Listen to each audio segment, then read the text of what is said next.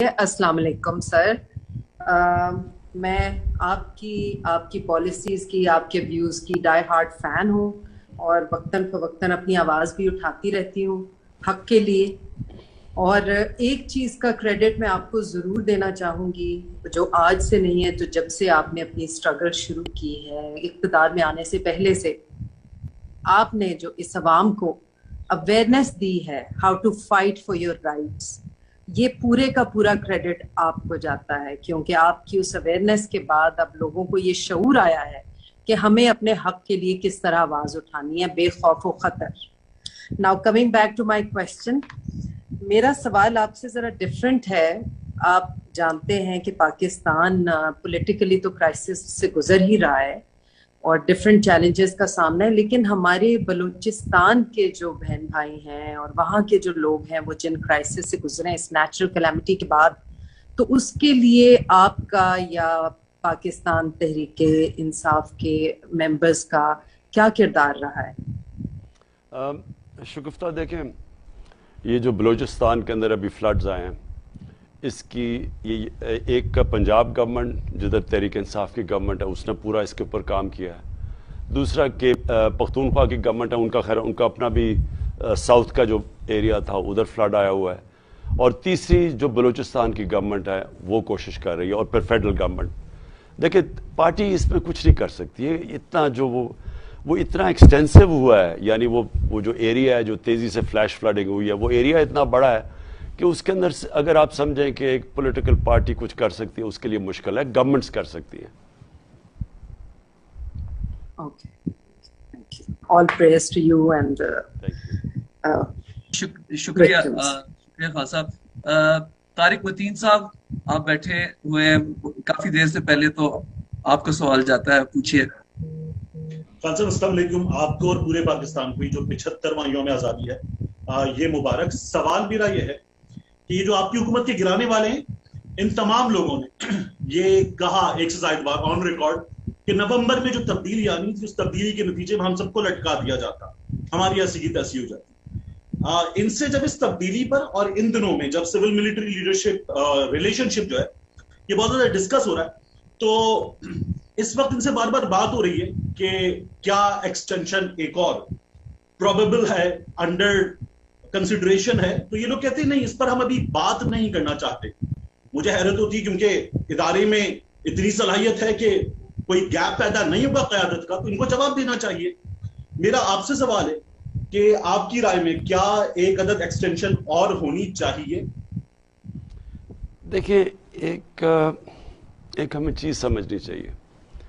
یہ اس وقت پوری کیمپین چلائی ہوئی ہے کہ تحریک انصاف کو جس طرح فوج سے لڑانے کی کوشش کی جا رہی ہے، اور میں پھر سے کہتا ہوں یہ بڑی خطرناک کیمپین ہے، اور یہ ہمارے دشمنوں کو سوٹ کرتی ہے کیمپین.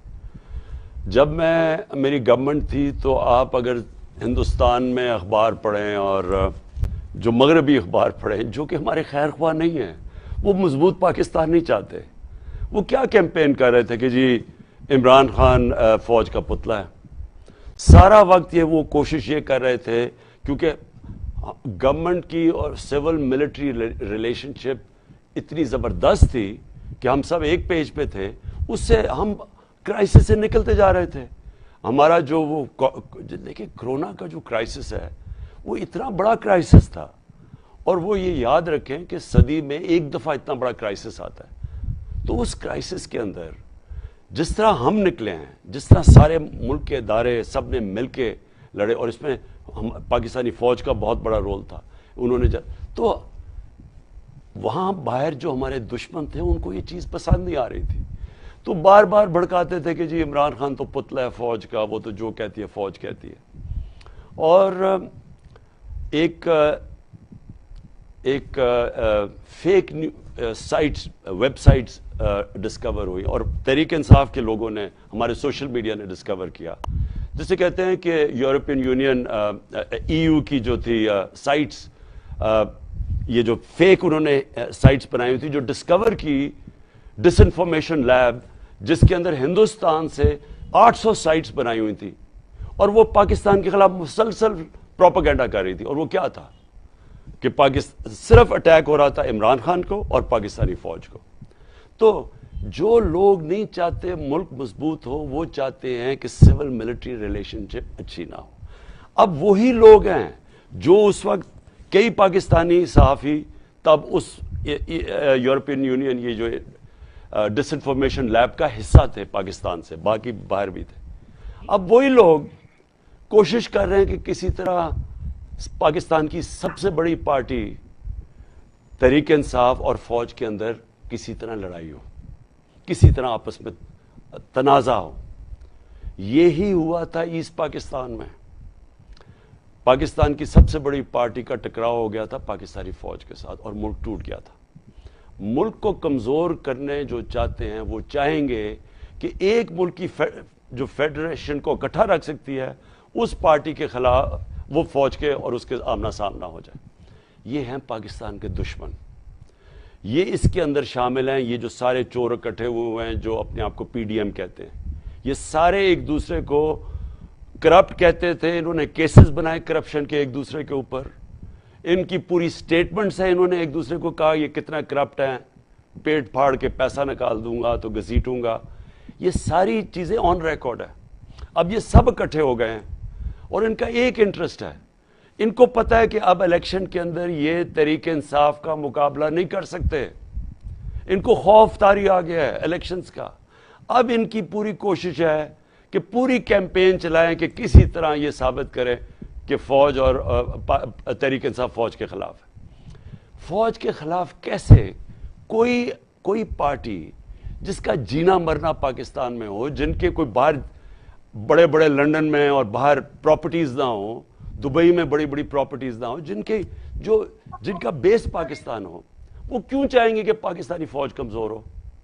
کیونکہ مسلمان دنیا کے اندر اگر آج آپ دیکھیں تو مسلمان ملکوں کا حال کیا؟ جو مسلمان ملک اپنی حفاظت نہیں کر سکتا، سیریا سے لیں، لیبیا سے لیں، صومالیہ، یمن، سارے ملک دیکھیں تباہی مچی ہوئی ہے. ہمارے ملک کے انٹرسٹ میں ہے ایک تکڑا فوج کا ادارہ، اور جو بھی اس کو کمزور کرنے کی کوشش کرے گا وہ پاکستان کے دشمنوں کا ساتھ دے رہا ہے، اور یہ سازش چل رہی ہے اس وقت. تو یہ جو آپ نے بات کی، ہماری کوشش ہونی چاہیے کہ فوج کے اندر جو بھی میرٹ کے اوپر بہترین لوگ ہیں وہ اوپر آئیں. یہ نہ ہو کہ میں کہوں کہ میرا آرمی چیف ہو، کوئی فلانا کوئی اس کا آرمی چیف ہو.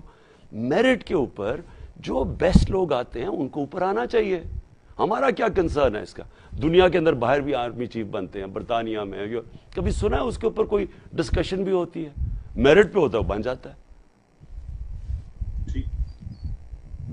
شکریہ خان صاحب. خان صاحب، آپ نے پچھلے 26 سال میں یہ جو شعور ہے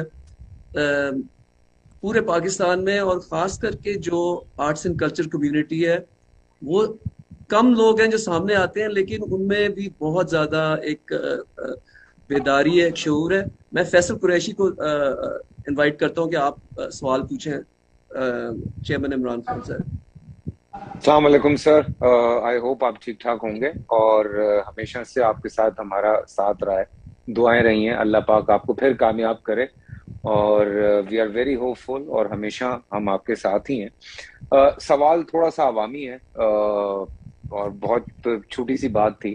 ہم آئے دن پڑھتے ہیں، دیکھتے ہیں سوشل میڈیا پہ بھی، نیوز میں بھی، جب عدالت کی طرف سے کوئی فیصلہ آتا ہے تو لوگ جس طرح سے شور مچاتے ہیں کہ عدالتوں کے فیصلے صحیح نہیں ہو رہے اور یہ عدالتیں صحیح نہیں کر رہی ہیں، یہ کیا چل رہا ہے سارا کچھ. تو جو عام آدمی ہے اس کے ذہن پہ جو اثر پڑتا ہے، اس کو بھی یہ احساس ہوتا ہے کہ شاید اگر اتنے بڑے بڑے جو لوگ ہیں، I am not talking about Tehreek Insaf, کیونکہ تحریک انصاف کی ہمیشہ سے یہی کوشش رہی ہے کہ انصاف پسند ہی رہے، لیکن میں جنرل بات کر رہا ہوں. تو وہ جو عام انسان ہیں، جو عام لوگ ہیں، ان کا یہ پرسیپشن بنتا جا رہا ہے کہ شاید عدالتوں میں صحیح فیصلے نہیں ہوتے. اس پہ اکثر کبھی بات ہوتی ہے تو لوگ ناراض بھی بہت ہوتے ہیں، لیکن میں چاہتا ہوں کہ اس کے بارے میں آپ بھی تھوڑی سی روشنی ڈالیں. دیکھیں، پہلے تو فیصل، کیا ہماری عدالتوں کی اور ہمارا جو جسٹس سسٹم ہے اس کو بہتر ہونا چاہیے، اس میں اصلاحات ہونی چاہیے؟ بالکل ہونی چاہیے.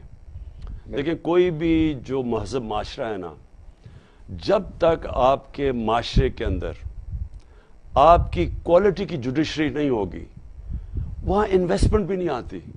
دیکھیں جو انویسٹر آتا ہے نا، اور خاص طور پہ جو سب سے بڑا پاکستان میں جو اس ملک کو اٹھا سکتا ہے وہ ہے اوورسیز پاکستانی. میں اوورسیز پاکستانیز کو اچھی طرح جانتا ہوں. کبھی ان سے پوچھیں کہ وہ کیوں نہیں پاکستان میں پیسہ انویسٹ کرتے.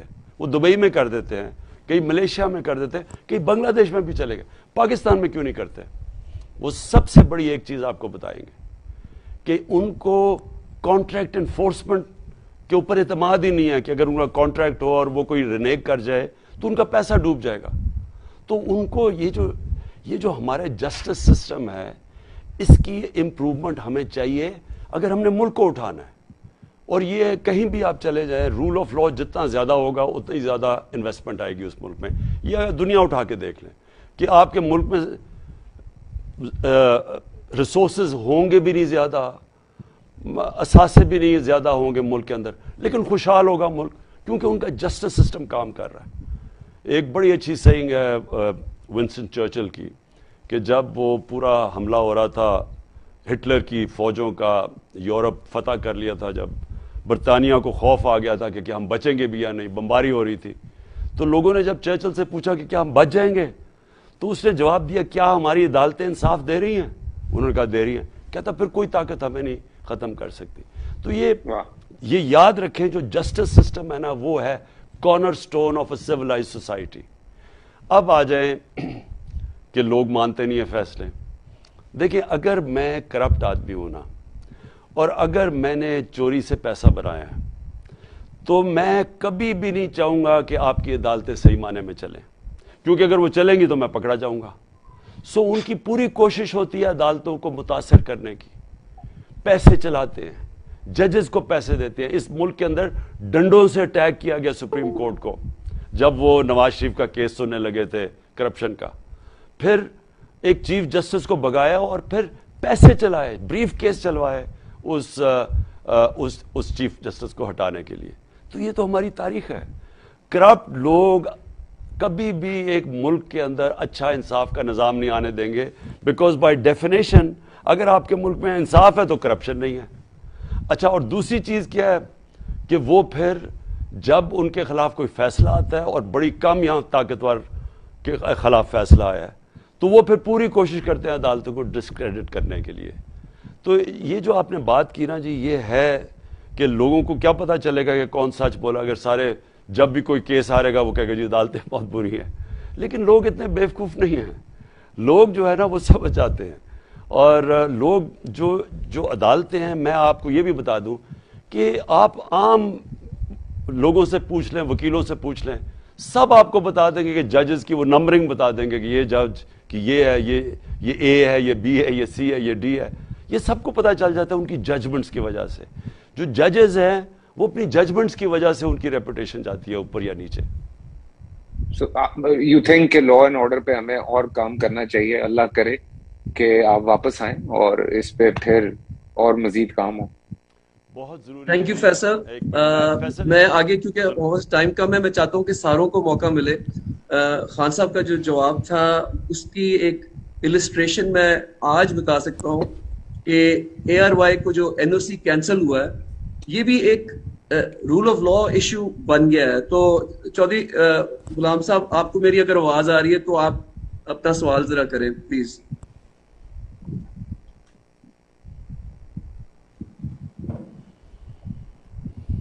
میں آپ کو انمیوٹ کر دیں، چودھری صاحب انمیوٹ کر دیں. آگئی آواز؟ جی جی.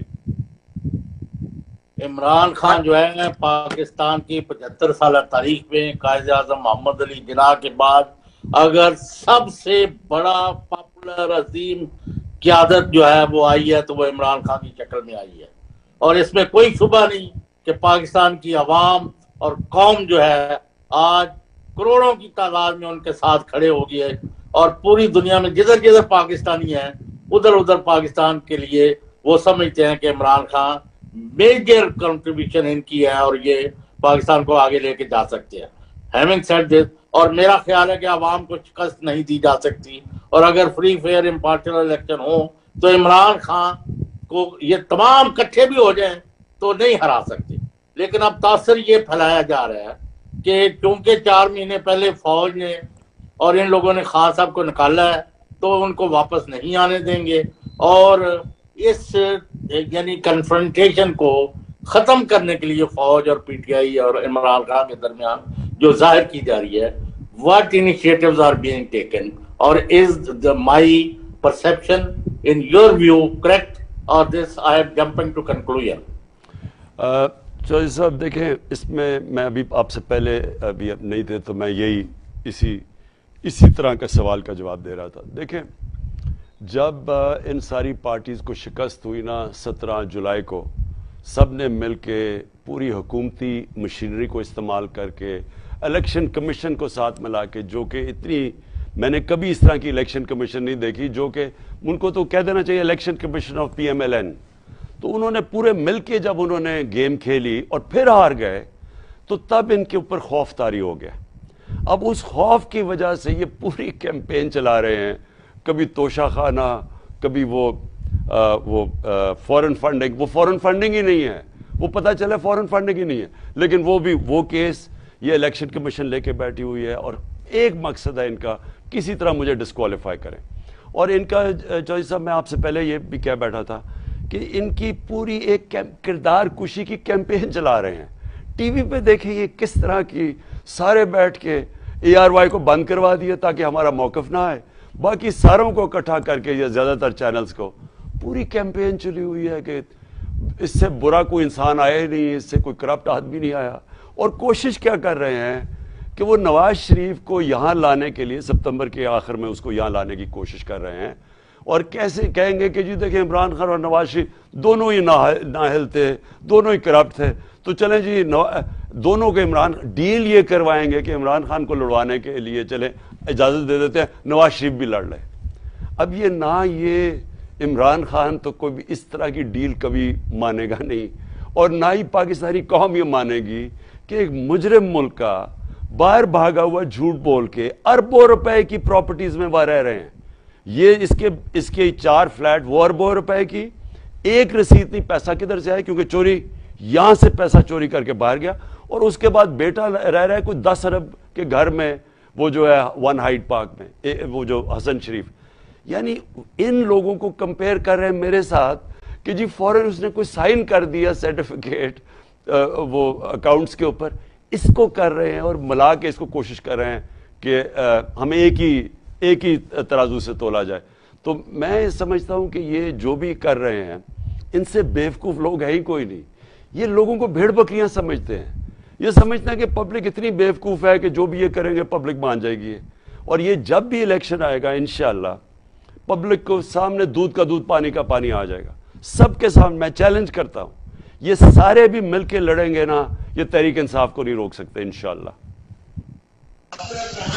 یہ انشاءاللہ یہ ہارون, آپ کو میری اگر آواز آ رہی ہے اپنے آپ کو انمیوٹ کر دیں پہلے.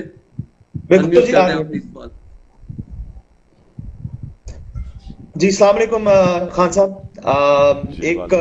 ایک شہر ہے پاکستان کا جو کہ مجھے لگتا ہے کہ جس کا کوئی والی وارث نہیں ہے. میں اوریجنلی تو لاہور سے ہوں, but for the past couple of years میں کراچی میں سیٹلڈ ہوں, اور مجھے کبھی کبھار کچھ اس کے ایسے حصوں میں جا کے ایسے لگتا ہے کہ جیسے I am probably in Syria یا بغداد کے اندر کہیں پھر رہا ہوں, کیونکہ سڑکوں کا اور کچھ عمارتوں کی ایسے حالات ہیں کہ جیسے لگتا ہے کہ وہاں پہ بم گرائے گئے ہیں. تو پلیز کچھ بتائیں کہ how do we intend to fix Karachi, and what's the plan for Sindh, especially for Sindh, because I think that's the only way out for Karachi right now.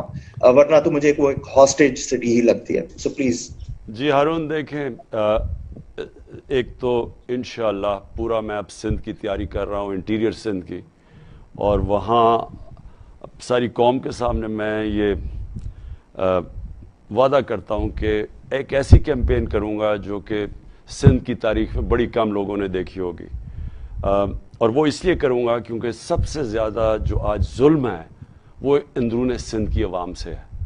جتنا وہاں ان کو جیسے رکھا جاتا ہے, نہ ان کے حقوق ہیں, جو پیسہ ان کے اوپر خرچ ہونا ہوتا ہے وہ چوری کر کے باہر لے جاتے ہیں.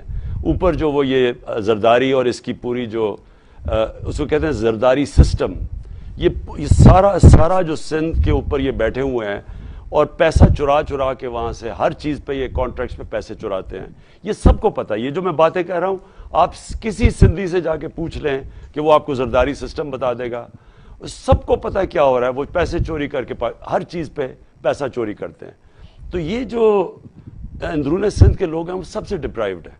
اور کراچی کولیٹرل ڈیمیج ہے۔ کراچی کا کیا مسئلہ ہے؟ اندرون سندھ سے ووٹ لیتے ہیں اور وہ جب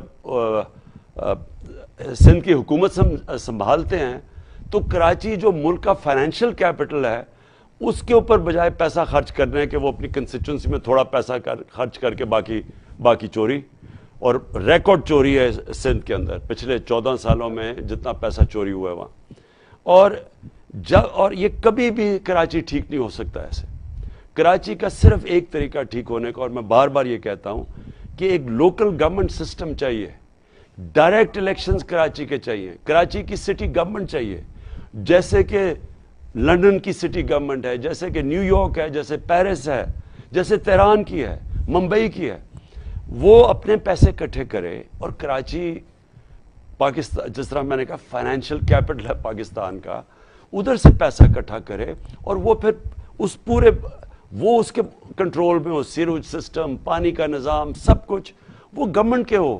اور میں آپ کو یقین دلاتا ہوں کہ اگر وہ اسی طرح چلایا جائے جس طرح کہ دنیا میں بڑے بڑے شہر چلتے ہیں تو کراچی بڑی تیزی سے اٹھ سکتا ہے۔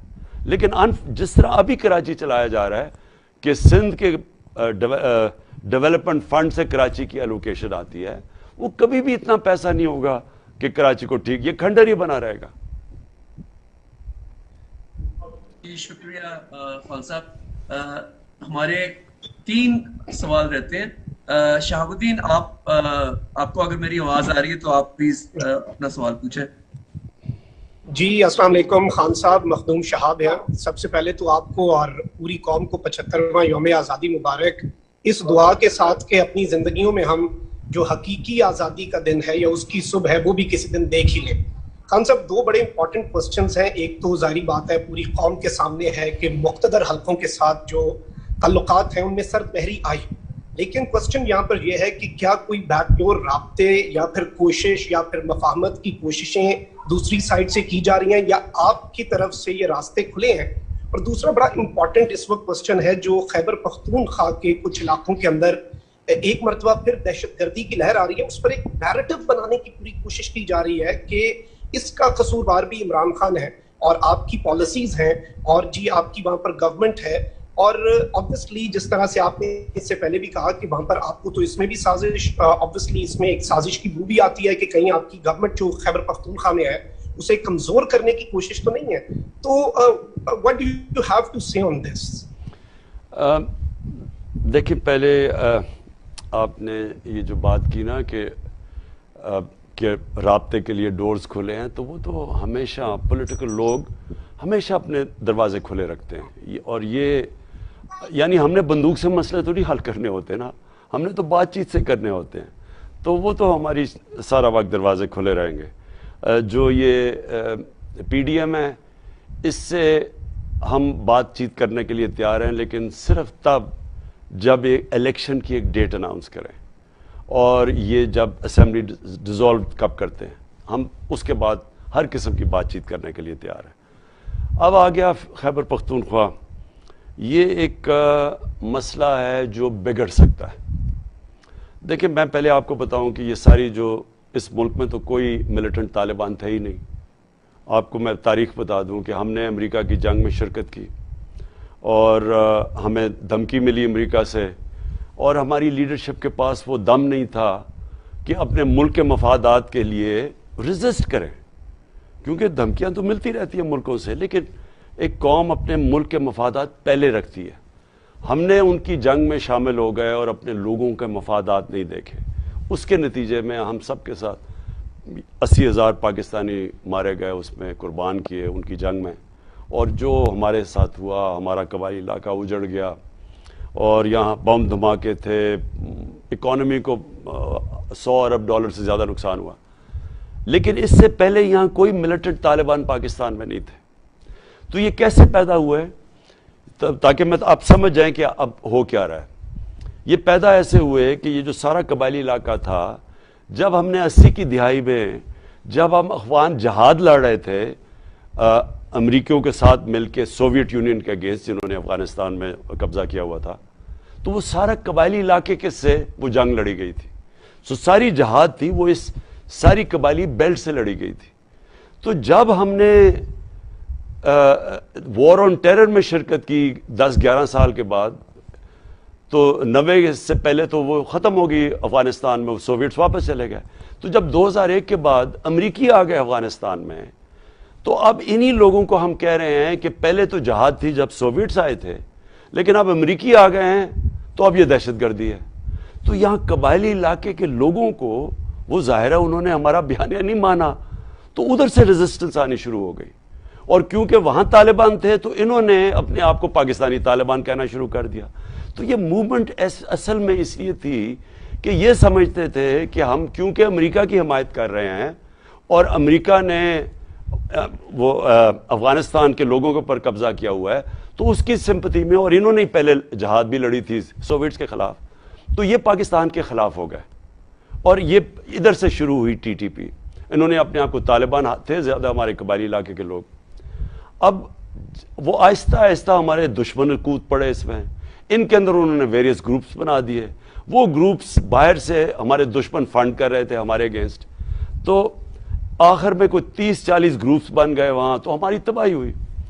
اب کیا ہوا ہے کہ اب تو پختونخوا کی جو حکومت ہے وہ تو آپ کوئی نہیں کہہ سکتا کہ وہ کسی امریکن کی سٹوج ہے. وہ تو ایک آزاد گورنمنٹ ہے. پہلی دفعہ گورنمنٹ جو کہتی ہے کہ ہم کسی کے ساتھ جنگ میں شرکت نہیں کریں گے، امن میں کریں گے.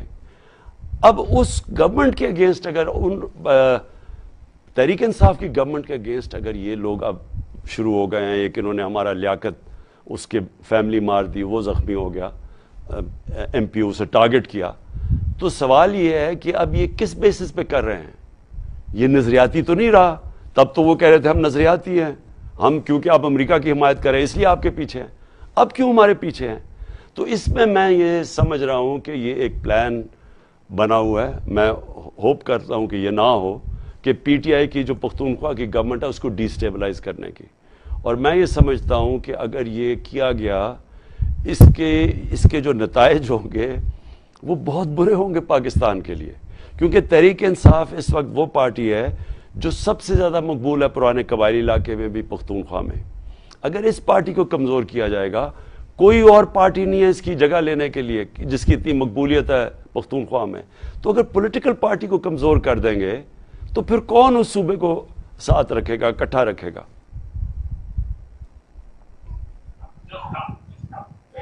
جی شکریہ خان صاحب. بالکل آپ صحیح کہہ رہے ہیں کہ 1980 کے ٹیکٹکس استعمال کر رہے ہیں 21ویں صدی میں، جہاں سوشل میڈیا ہے، ٹویٹر سپیسز ہیں اور انفارمیشن بند نہیں کی جا سکتی.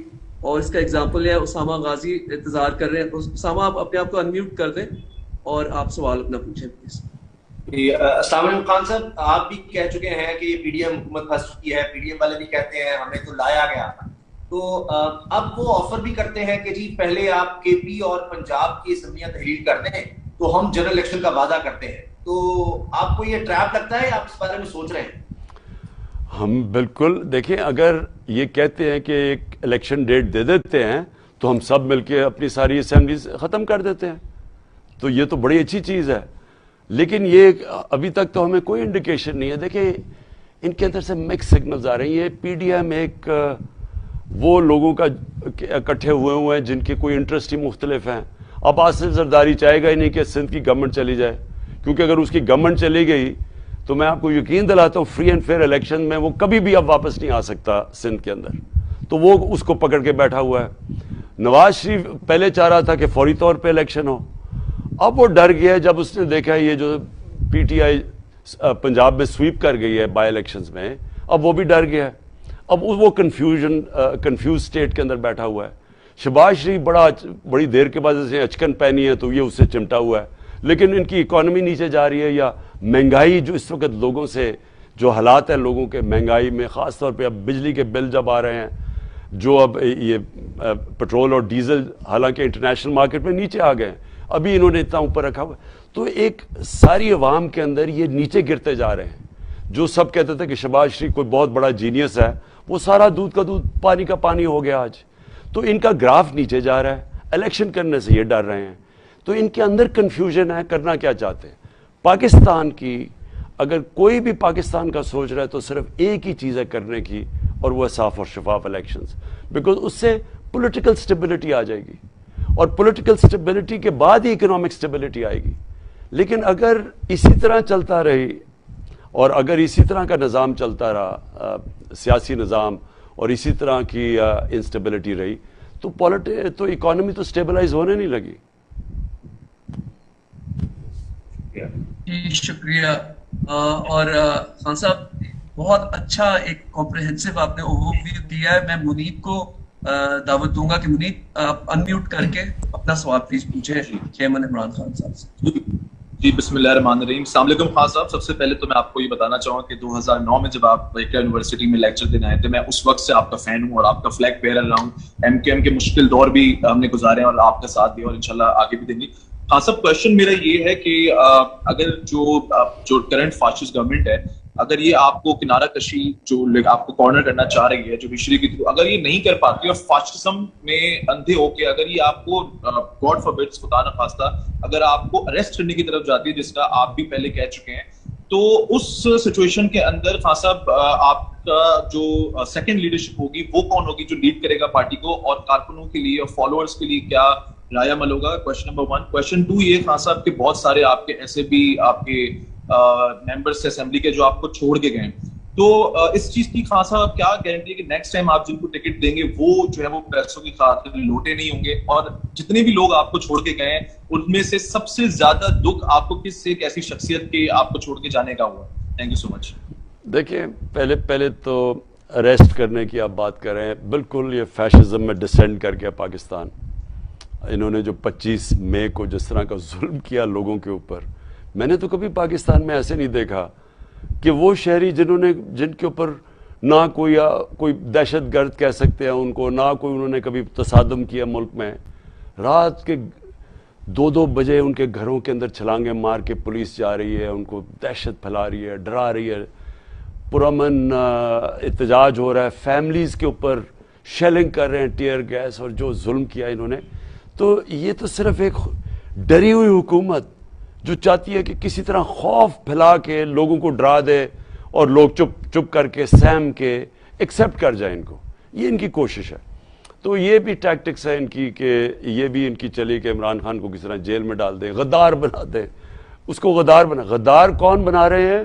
جنہوں نے 30 سال سے اس ملک کا پیسہ چوری کر کے 12 ارب روپے کی پراپرٹیز میں بیٹھے ہوئے ہیں, جن کے بچے باہر ہیں, ٹبر باہر بیٹھا ہوا ہے, بزنسز باہر ہیں, چھٹیاں باہر ہیں ان کی, وہ ہمیں غدار کہہ رہے ہیں جو سب کچھ بیچ کے پاکستان آ گیا, جو 20 سال باہر کمائی کی. تو یہ ان کی کوشش ہے, یہ ڈیسپریٹ ہے کہ کیونکہ ان کو ڈر لگا ہوا ہے الیکشن سے, اور یہ ان کو پتہ کہ ہار جائیں گے, تو اس لیے پوری کوشش کر رہے ہیں کہ خوف ہراساں پھیلا کے کسی طرح مجھے سائٹ پہ کروا کے اور نواز شریف کو باہر بلوا کے اس کو ڈرائی کلینر سے گزار کے اور کہیں کہ جناب اب الیکشن ہو جائے. یہ ہوگا نہیں. یہ جتنا یہ کریں گے عوام کے اندر اس کا رد عمل بڑھتا جائے گا. یہ ریئلائز نہیں کرتے کہ آپ ARY کو دبا بھی دیں تو سوشل میڈیا کو تو کوئی بھی روک نہیں سکتا, اور یہ ریئلائز نہیں کرتے کہ عوام میں وہ شعور اور بیداری آ چکی ہے جو کبھی پاکستان میں پہلے تھی نہیں. اور انشاءاللہ کل کے جلسے میں آپ دیکھیں گے کہ پبلک کس طرح نکلے گی, اس جشن بھی بنائے گی, اور جن کو انشاءاللہ میں بتاؤں گا حقیقی آزادی ہوتی کیا ہے. تو آپ دیکھیں گے کہ یہ جو فیشسٹ ٹیکٹکس ہیں اور یہ جو خوف کے اندر یہ کوشش کر رہے ہیں, یہ فیل ہو جائیں گی. اور اس کا مجھے کوئی فکر نہیں ہے, لیکن مجھے ڈر یہ ہے کہ جتنی دیر یہ رہ رہے ہیں پاکستان کی معیشت نیچے جا رہی ہے. آپ کا دوسرا کویسچن تھا, دوسرا کویسچن تھا محی الدین. دوسرا کویشچن یہ تھا کہ آپ کے بہت سے ارکان جو ہیں وہ آپ کو چھوڑ کے چلے گئے, اور جو اب جو آپ الیکشن ہوں گے جس میں آپ ممبر الیکٹ کروائیں گے, تو ان کی کیا گارنٹی ہے کہ وہ چھوڑ کے نہیں جائیں گے؟ اور کون سا ایک ایسا شخصیت آپ بتانا چاہیں گے کہ جن کے آپ کو چھوڑ کے جانے کا سب سے زیادہ دکھ ہے؟ دیکھیں, سب سے پہلے تو اس باری ٹکٹس جو ہم دیں گے وہ پہلی دفعہ میں خود ٹکٹس دوں گا. بائی الیکشنز کے اندر یہ جو ابھی پنجاب میں ہوئے تھے اس میں میں نے سارے خود ٹکٹس دیے, انٹرویو کیا 80 لوگوں, 20 الیکشن تھے, 80 لوگوں کو انٹرویو کیا اور خود میں نے ٹکٹس دیے. اور پہلے میں نے سوچا کیوں نہیں میں نے پہلے ٹکٹس دیے تھے, پہلے تو تھوڑے سے ٹکٹس میں دیتا تھا, باقی میں نے اوروں پہ چھوڑا ہوا تھا. تو اس باری سارے ٹکٹس میں خود دوں گا. اور خود بڑا ہے, مجھے ایکسپیرئنس ہو گیا ہے کہ وہ کس لوگ ہوتے ہیں جو کہ جدھر پلہ بھاری ادھر, جدھر قیمت لگی ہوتی ہے ضمیر فروش ہوتے ہیں, وہ مجھے آئیڈیا ہو گیا. آپ نے کہا کس کی سب سے زیادہ تکلیف ہوئی؟ مجھے اصل میں نے جب ہمیں پتا تھا یہ جب سازش کی گیم چل رہی ہے, میں مل بھی رہا تھا اپنے ایم این ایس کو مل رہا تھا کیونکہ مجھے پتا تھا آفرز مل رہی ہیں, پیسے آفر ہو رہے ہیں. تو سب سے پہلے تو مجھے خوشی ہوئی کہ وہ لوگ جن کے پاس زیادہ حیثیت کے لوگ نہیں تھے, 20-20 کروڑ روپیہ ان کو آفر ہوا اور انہوں نے نہ کر دی. تو مجھے اس پہ زیادہ خوشی ہوئی. جو مجھے افسوس ہوا, کئی لوگ میرے سامنے بیٹھ کے بڑی شکل بنا کے جی ہم تو آپ کے نظریے کے ساتھ ہیں, اور جب پیسہ ملا تو ادھر چلے گئے. تو وہ اصل میں آپ کو ایک بات بتاؤں, انسان اپنے آپ کو ذلیل کرتا ہے, اللہ انسان کے اعمال کی وجہ سے ذلت دیتا ہے, ذلت اور عزت اس کے ہاتھ میں. تو یہ جو لوگ یہ جو اپنے ضمیر کا سودا کرتے ہیں, یہ سمجھتے ہیں کہ انہوں نے کوئی بہت بڑی ڈیل کر لی, لیکن یہ ریئلائز نہیں کرتے کہ جو بھی یہ لوٹے ہوئے, یہ میرا چیلنج ہے, جتنے بھی لوٹے ہوئے ان میں سے شاید 2-3 اگلے الیکشن میں آپ کو نظر آئیں. میرا ایمان یہ ہے کہ پبلک ان کو سب کو ریجیکٹ کر دے گی اگلے الیکشنز میں انشاءاللہ. شکریہ خان صاحب. مجھے ابھی آپ جو بات کر رہے تھے تو میں پچھلے 4 مہینے میں پورا کرس کراس جو پاکستان کیا آپ کے ساتھ, ایک مجھے امیج جو میری ذہن میں کبھی بھی نہیں جائے گا, چیچا وٹنی میں جب آپ اپنے یہ بائی الیکشن کی جلسے کے لیے جا رہے تھے تو ہمیں فون پہ بتایا گیا کہ پانی میں سب کچھ ڈوب چکا ہے اس جلسے پہ, اور ہم نے خود دیکھا کہ مطلب کوئی سوچ بھی نہیں سکتا کہ کوئی انسان نکلے گا اس دن, اتنی بارش ہو رہی تھی. لیکن جب وہ وہاں پہنچے چیچا وٹنی میں, ادھر ہزاروں لوگ, عورتیں, بچے, جوان, معذور, کہاں سے چل کے گارے کے اندر مڈ میں شلواروں کی قمیض. تو وہ جو جذبہ اور جنون وہ میں نے دیکھا, اور پھر جس طرح عوام نکلی آپ کے لیے اس 20 سیٹ پنجاب بائی الیکشن میں, اوور ویلمنگ میجورٹی سے لوگ نکلے اور لینڈ سلائیڈ آپ کو ملی, جبکہ انہوں نے پورا زور لگا دیا آپ کو یہ دھاندلی کرنے کا. تو میں آخر میں یہ اپنے پینل کا شکریہ ادا بھی کہتا ہوں اور آپ سے لیکن یہ سوال پوچھتا ہوں کہ قائد اعظم نے 40 سال جدوجہد کی, اور آپ نے مجھے خود کہا کہ ان کو نہیں پتا تھا کہ پاکستان حاصل ہوگا یا نہیں ہوگا. اب بھی آپ 26 سال آپ کی جو یہ جدوجہد ہے, اور کل شام کو ہاکی اسٹیڈیم کے اندر 13 اگست کو آپ ایک بہت بڑا جشن اور ایک جلسہ کرنے جا رہے ہیں. آپ کی کیا ایکسپیکٹیشنز ہیں, اور اگر آپ اس کو کمپیئر کریں کہ قائد اعظم کے ذہن میں کیا ہوگا 1947 میں اور آج 2022 میں آپ کے ذہن میں کیا ہے؟ دیکھیں سلمان, 26 سال میں نے پولیٹکس کیا, اور یاد رکھیں کہ 26 سال سے پہلے مجھے اللہ نے کرکٹ کے اندر جو عزت دی تھی وہ شاید کسی پاکستانی کو بھی نہیں دی تھی, اور پاکستان کے اندر بھی پاکستان سے باہر بھی. تو جب میں پولیٹکس میں آیا تھا تو میرا تو کوئی 14 سال لوگوں نے مذاق اڑایا تھا کہ یہ یعنی بیوقوف ہے, یا لوگ ہنستے تھے کہ یہ کبھی بھی کامیاب نہیں ہوگا.